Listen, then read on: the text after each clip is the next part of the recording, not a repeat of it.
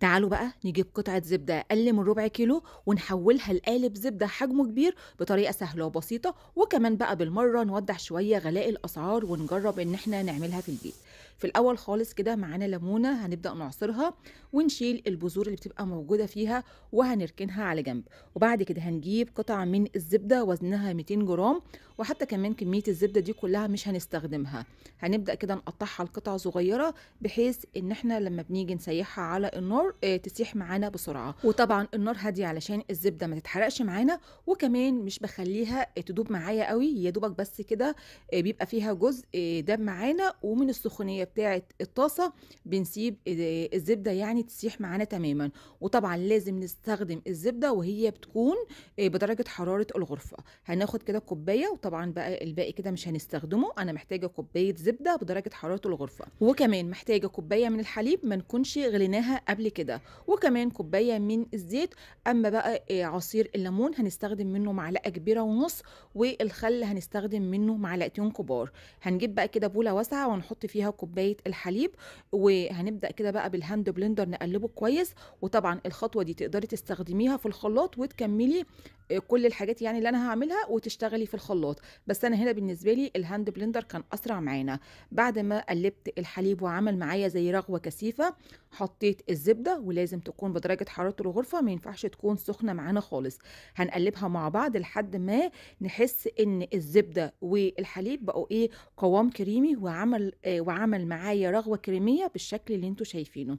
المرحله الثالثه ان احنا بنضيف الزيت زي السرسوب كده، بنفضل نضيفه بحيث ان القوام في الاخر يتقل معايا شويه. وطبعا بقى بنستمر في ان احنا ننزل الزيت زي السرسوب لحد ما بنخلص كل كميه الزيت اللي قدامنا.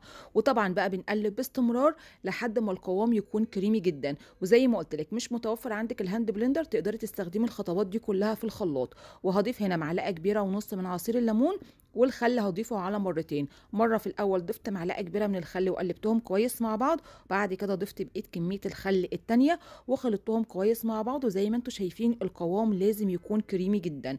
وهضيف دلوقتي نقطتين 3 كده من لون الطعام الصحي الاصفر، علشان بس يكون لون الزبده زي اللي احنا بنشتريها من بره.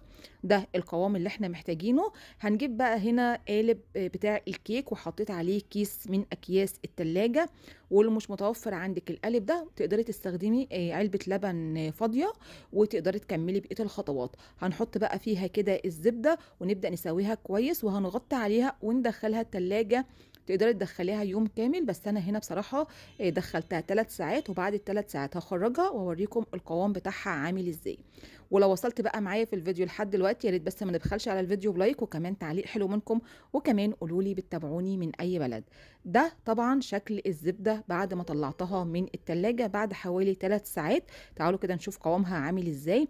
طيب الزبدة دي بقى يا ام ليلي هنستخدمها في الكحك بقى والبسكوت والبوتفور والغريبة؟ ما تنفعش خالص. هي يا دوبك الزبدة دي استخدامها على قد الاكل بتاعنا، ان احنا نحمر بيها بيض، تحمري بيها فراخ، تستخدميها في الرز، تستخدميها في اي حاجة. غير كده ما ينفعش خالص ان انت تستخدميها، علشان بيبقى فيها كمية سوائل اللي هي الحليب. طيب هل الزبدة دي زي اللي احنا بنشتريها من بره؟ لا، هي مش زي طبعا اللي احنا بنشتريها من بره، لان فيها كمية سوائل زي الحليب. بس احنا بنحاول نعمل حاجة اقتصادية في البيت. عجبتك الفكرة تقدري تستخدميها، ما عجبتكيش تقدري طبعا تشتريها من بره. وطبعا زي ما تحبي، انا بديكي فكرة يا اما تعجبك يا اما طبعا ما تعجبكيش خالص. جبت هنا طبعا طاسة حطيت فيها مكعب من الزبدة قدامكم، وهي دابت معانا تماما. ولما بتسيبيها شوية طبعا بتتماسك معانا. واتمنى بقى لو عجبتكم الفكرة ما نبخلش على الفيديو بلايك وتعليق حلو منكم، وقدموها بألف هنا وشفا، وربنا يحسن ما بين ايديكم، وباي باي.